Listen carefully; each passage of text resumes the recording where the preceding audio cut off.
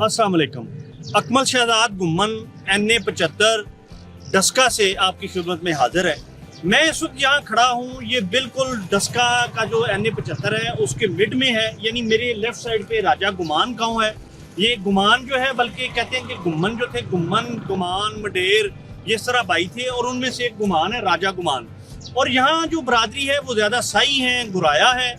हल्का में ओवरऑल सूरत हाल ये है कि यहाँ जो बरादरियाँ हैं, डस्का शहर में बहुत ज़्यादा मुगल बरादरी है, डस्का में शाही भी हैं, और डस्का हल्का में जो NA75 में यहाँ बहुत ज़्यादा जो तादाद है वो चीमों की है, उसके बाद गुराया है, फिर शाही हैं।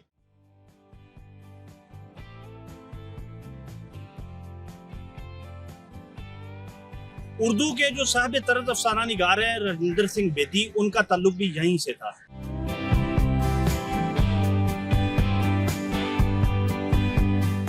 अब हल्के की सूरत हाल में आपको थोड़ा सा ये बता दूं कि मैं चूंकि आज सारा हल्का मैंने फिरा है, हल्के की सूरत हाल ये है और हम सारा हल्का फिरेंगे, उनसे आपकी बात भी करवाएंगे।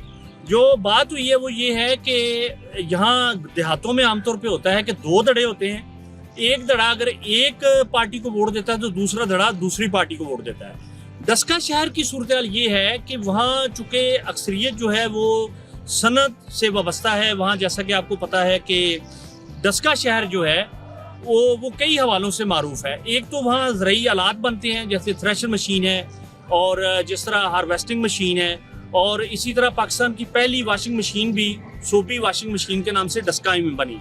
अच्छा, डस्का के हवाले से ये है कि सर जफरुल्लाह खां जो खुद एक शाही बरादरी से थे, जट्टों की एक कास्ट है, उससे उनका तल्लुक था, जो पाकिस्तान के पहले वजीर खारजा थे।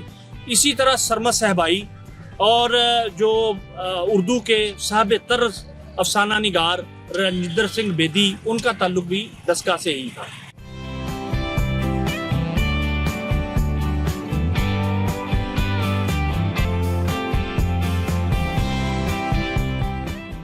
अच्छा, डस्का शहर की सूरत हाल ये है कि कहा यह जाता है कि उनका जो डस्का के ज्यादा लोग हैं, उनका झुकाव जो है वो मुस्लिम लीग नून की तरफ से है, या हमेशा से वो राइट की जो पार्टियां उनको वोट देते हैं। और अब सूरत हाल ये है कि अली असद मल्ली जो पिछले ज़िमनी इलेक्शन में वो उनका दावा ये है कि वो जीत चुके थे और उनका नोटिफिकेशन नहीं हुआ, जबकि नौशीन इफ्तिखार और मुस्लिम लीग नून का ये दावा था कि ये जो हल्का था वो हम जीते हुए थे और हमारे साथ धांधली हुई है, और पोलिंग अफसरान थे उनको अगवा कर लिया गया। और एक धुंध का भी जिक्र किया जाता था, धुंध वाकई यहाँ थी। अच्छा, एक और जो दिलचस्प बात ये है कि वो मैं आपको ये बताता चलूँ कि अभी रमज़ान भी आ रहा है, कोविड की भी सूरत हाल है। आपने देखा है कि लोगों ने मास्क लगाए हुए हैं, कुछ ने नहीं भी लगाए हुए। आम लोगों से भी हमने बात की तो ये डिवाइडेड लोगों की राय है कि वो किस पार्टी को वोट देंगे। जो भी सूरत हाल होगी वो ज़ाहिर है आपके सामने आ जाएगी। बाकी जो बातें हैं वो आपसे आपके हल्के के लोगों से मिलवाते हैं, वोटरान से मिलवाते हैं, लीडरान से मिलवाते हैं, तो उससे आप खुद नतीजा अखज़ कीजिएगा कि कौन सी पार्टी की थी।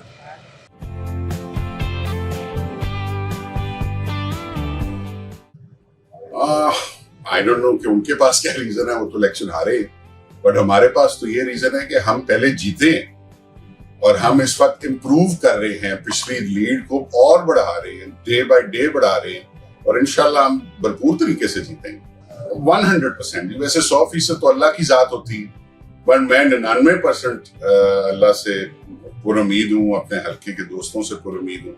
हमारा कोई एक दोस्त नहीं जी, कोई एक साथी जो है इनसे नहीं टूटा, और जो हमारे नजरियाती दोस्त हैं वो इन फैसले के बाद और ECP के जो मामलात हुए हैं उसके बाद बड़े हैं, कम नहीं हुए, बड़े हैं। तो इसलिए वी आर वेरी कॉन्फिडेंट। मल्ली साहब, ये बताइए कि आपको क्यों जीतना चाहिए और मुस्लिम लीग नून के कैंडिडेट नौशीन इफ्तिखार को क्यों हारना चाहिए? नंबर एक चीज कि मुस्लिम लीग नून इस वक्त कर कुछ नहीं सकती, इस हल्के में कोई डेवलपमेंट नहीं कर सकती, लोगों के काम नहीं कर सकती, कोई फायदा नहीं देख सकती। वो जो वोट को इज्जत दो का नारा है, ठीक है ना, वो तो अब दुनिया सारी को पता लग गया कि वो नोट को इज्जत दो की वाली बात है। मियां नवाज शरीफ साहब ने वापस नहीं आना, सारी दुनिया को पता है। मरियम बीबी कह रही है मैंने ऑपरेशन कराने जाना है। ये वाहिद दुनिया की फैमिली थी जो किसी का ऑपरेशन पाकिस्तान में हो ही नहीं सकता। अल्लाह माफी दे कि ऐसी कोई इनको बीमारियां होती हैं जिनका ऑपरेशन पाकिस्तान में नहीं हो सकता, उनकी मेडिकेशन पाकिस्तान में नहीं हो सकती। नवाज शरीफ साहब का इलाज पाकिस्तान में नहीं हो सकता, शहबाज शरीफ साहब का इलाज पाकिस्तान में नहीं हो सकता, अल्लाह बख्शे कुलसूम बीबी मरहूम जो है उनका इलाज पाकिस्तान में नहीं हो सकता था, अब मरियम बीबी की बारी आई है तो उनका भी इलाज जो है वो पाकिस्तान में नहीं हो सकता। अब ऐसे लोगों को हमने क्या वोट देना है यार, जिनकी जायदादें, नोट, वोट, बच्चे, सारी हर चीज उनका एसेट्स उनकी बाहर है। उनका जो 3 दफा वजीर आजम रहे हैं, 6 दफा वजीर आला रहे हैं, और उनके पास कोई ऐसी सहूलत इस गरीब मुल्क में नहीं है कि वो अपना इलाज यहाँ पे करा ले, तो हमें कुछ शर्म आ जानी चाहिए कि हम किसी और को बारी दें और अपना मुकद्दर जो है उसको बेहतर करें। मेरे ख्याल से पिछले 3 दिन में कोई 7 या 8 ऐसे धड़े या दोस्त या साथी ऐसे हमें ज्वाइन किए हैं जिन्होंने 35 साल में नून लीग के अलावा किसी को वोट नहीं दिया। 21,000 कुछ वोट नून लीग को इस दफा पड़े बाय इलेक्शन में, ठीक है जी। 23,000 वोट इनको जनरल इलेक्शन में पड़ा था, 2,000 वोटों का फर्क है। तो किसको हॉस्टेज किया, किसको रोका, क्या हुआ? इससे बड़ा कोई ढोंग है मुझे बताएं। इनकी 42% थी पिछली दफा शेयर सिटी में, जहां की ये सारी बात है। इस दफा 55% है। नंबर्स हैं, फैक्ट्स हैं, कैलकुलेट कर लें, सब झूठ। आपने पिछले अपने दौर में या इस वक्त आपके कुछ जो प्लान जो चल रहे हैं मंसूबे, कौन से ऐसे मंसूबे जो आप अपने हल्के के लोगों के लिए कर रहे हैं? देखें जी, एक तो जो मेरे रूरल एरिया है कसूर की साइड के, वहां पे मैंने गैस की मंजूरी ले ली हुई है, उसके पैसे भी आ गए, प्राइम मिनिस्टर ने दिया। शहर के लिए और पूरी हमारी 4 तहसीलों को ट्रॉमा सेंटर लगता है। ट्रॉमा सेंटर की हमने प्रिंसिपल अप्रूवल ले ली हुई है चीफ मिनिस्टर पंजाब से। मुगल बरादरी गई थी, उन्होंने हमारा ऐलान किया था, जिन्होंने कभी हमारा ऐलान नहीं किया था पहले। मुगल फाउंडेशन गई और चीफ मिनिस्टर ने वहां पे ट्रॉमा सेंटर का ऐलान किया। अब मैंने पूरे शहर से ये वादा किया है कि मैं 1 अरब रुपया यानी कि 100 करोड़ रुपए जीतने के पहले 30 दिन के अंदर अंदर मैं यहाँ पे लेके आऊंगा। जो सीएम ने पैकेज दिया हाफसाबाद, गुजरांवाला, उनसे डबल लेके आऊंगा मैं पैसे, वरना मेरा नाम बदल दे इंशाल्लाह। इस दफा जीते जरूर। ऐश्वरी कितनी उम्मीद है ਤੁਹਾਨੂੰ ਕਿੰਨੇ ਵੋਟਾਂ ਦੀ ਲੀਡ ਲੈਣ ਦੀ ਤੁਹਾਡਾ? आराम नाल इंशाल्लाह, आराम नाल कंफर्टेबली जीत जाना इंशाल्लाह। विश यू गुड लक जी, बड़ी मेहरबानी, थैंक बहुत यू फॉर शुक्रिया कमिंग। मलिक साहब, बहुत शुक्रिया। बहुत मेहरबानी।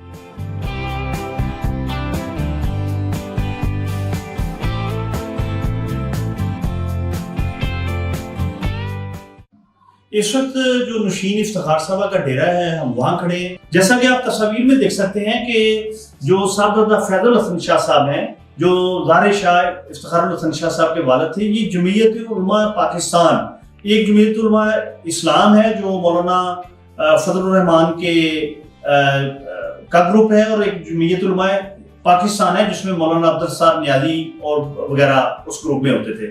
तो ये उसके भी सदर रह चुके हैं साहबजादा फैजल हसन शाह। ये बहुत पाए के मुकर्रर थे। और एक आपको और मैं बात बताता चलूं कि ये जो आलो महार शरीफ है, जो मारूफ एक्ट्रेस ताहरा नकवी, उनका ताल्लुक भी यहाँ से था। और मारूफ सहाफ़ी जो नवाए वक्त में एक लंबा अरसा लिखते रहे और पंजाबी अदबी बोर्ड के वो ओहदेदार रहे, सिब्तुल हसन जैगम साहब, उनका ताल्लुक भी आलो महार से था।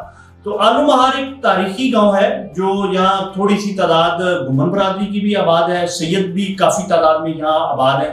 साहबजादा इफ्तिखार हसन शाह साहब का जो गांव है, मजे की बात यह है कि ये NA 75 डस्का के हल्के से बाहर है, लेकिन चूंकि ये इस हल्का से जो सुमड़ियाल में आता है और जो डस्का में आता है, यहाँ से ये इनका भतीजा, ये खुद कई दफा MPA MNA बन चुके हैं। और आइंदा जो इलेक्शन है उसकी सूरत हाल ज़ाहिर है इलेक्शन वाले दिन ही वाज़ेह होगी कि इस इलेक्शन में कौन जीता है।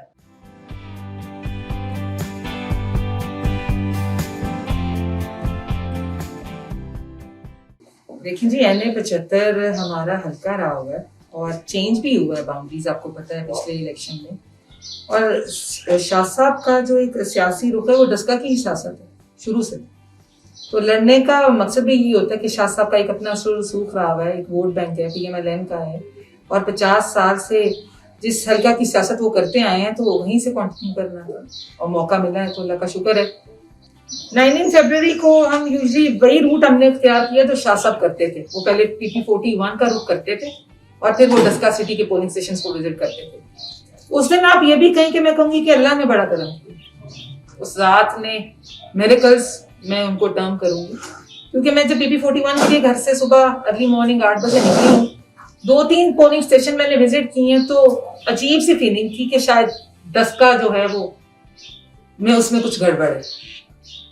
इतनी देर से मैं हमारे साथ हमारा सेक्रेटरी है, मैंने उसको कहा, मैंने कहा PP41 विजिट करें, मुझे डस्का सिटी जाने दे, मुझे अच्छा नहीं लग रहा यहाँ पे। और वही हुआ जिसका डर था।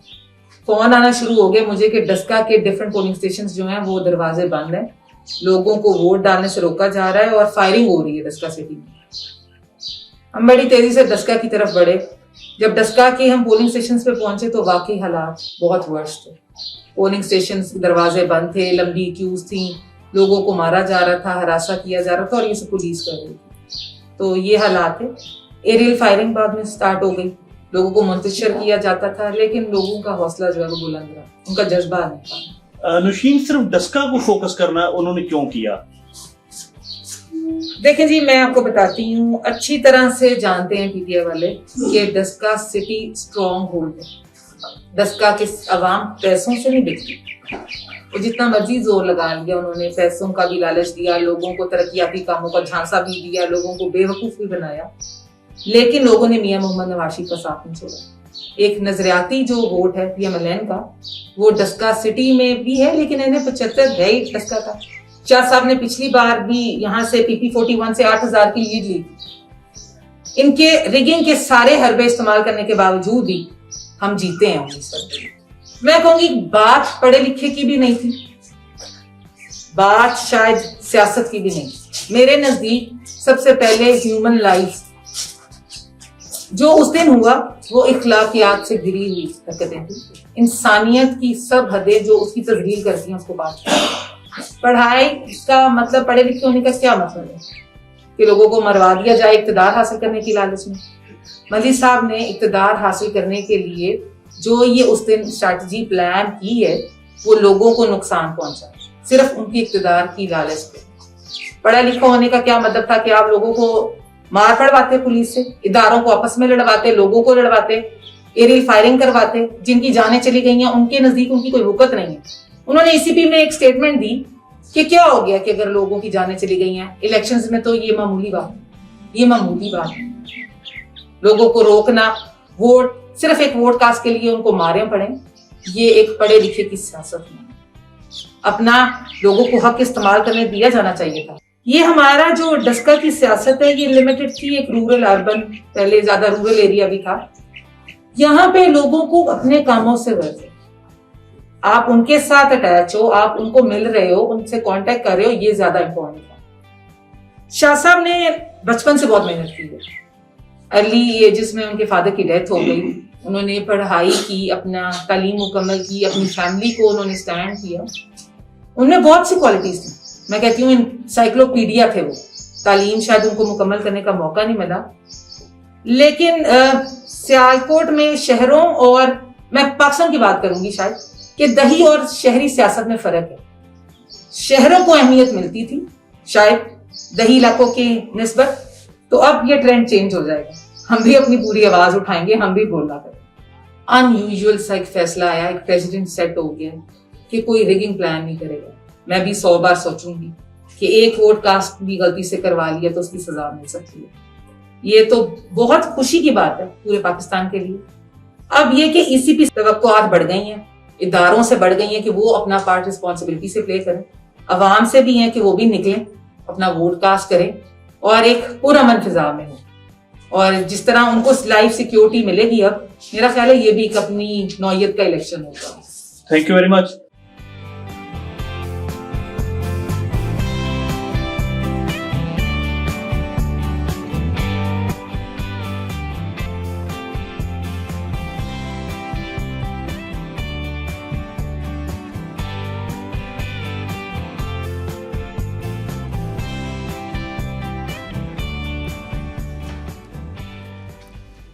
हमने पूरा हल्का फिरा, मुख्तलिफ लोगों से मिले, वोटर से मिले, और जो पार्टियां हैं, अभी भी आप देख रहे हैं कि मैं तहरीक इंसाफ के जो इलेक्शन कैंपेन का ऑफिस है वहाँ हूँ। तो जो नून लीग वाले हैं उनका दावा ये है कि हम इस दफ़ा भी देखेंगे, और पिछली दफ़ा इन्होंने इलेक्शन को होस्टेज किया, इलेक्शन जो पोलिंग बूथ थे उन पर कब्जा किया, और जो पोलिंग ऑफिसर्स थे उनको अगवा किया। लेकिन दूसरी तरफ तहरीक इंसाफ वालों का कहना है कि हमने बहुत काम किया डोर टू डोर के, और हमने कोई ऐसा काम नहीं किया। और इत्तेफाक की बात यह है कि डस्का शहर में जिन चंद दुकानदारों से मेरी बात हुई है वो इत्तेफाक से सारे या उनमें से अक्सरियत जो है वो बल्ले के वोटों की है। तो अब देखना ये है कि इलेक्शन अगर होता है अपने वक्त पे, तो उससे देखते हैं कि इलेक्शन में मुस्लिम लीग नून जीतती है या पाकिस्तान तहरीक इंसाफ कामयाबी हासिल करती है। अच्छा, यहाँ तक ये तासुर है कि देहातों में अक्सरियत तहरीक इंसाफ की है, तो ये एक अजीबोगरीब मामला है कि वहाँ कुछ लोगों से मैंने बात की है तो उनमें वहाँ कुछ पीटीआई के हैं, कुछ नून लीग के हैं, और ये फैसला होगा इलेक्शन वाले दिन कि पाकिस्तान तहरीक इंसाफ जीती है या पाकिस्तान मुस्लिम लीग नून जीती है। इसके साथ ही अकमल शहजाद घुमन को इजाजत दीजिए। NA 75 डस्का सियालकोट से। अल्लाह हाफ़िज़।